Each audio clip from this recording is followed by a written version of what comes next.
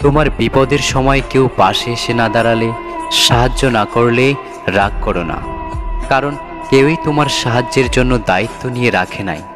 তোমার কঠিন পরিস্থিতির সময় যখন কেউ বুঝেও না বোঝার ভান করে থাকে, তাদের দোষ দিও না, কারণ কেউই তোমাকে বোঝার জন্য মানুষ হয়ে জন্মায়নি।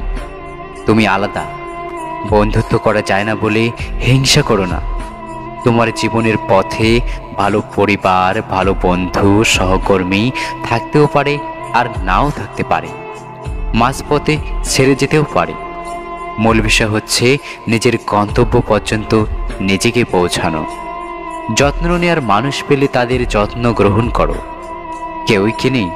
তাহলে নিজেকে নিজে যত্ন নাও।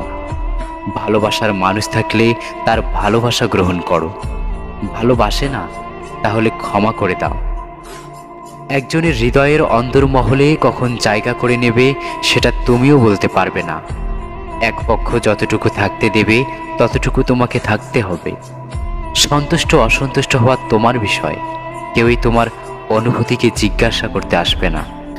এসব স্বাভাবিকভাবে ঘটা ঘটনা অস্বাভাবিকভাবে ক্লিষ্ট মনে থেকো না। নিজেকে নিজে মানসিক প্রশান্তি দিয়ে না রাখলে কেউ তোমাকে মানসিক শান্তি দিতে পারবে না।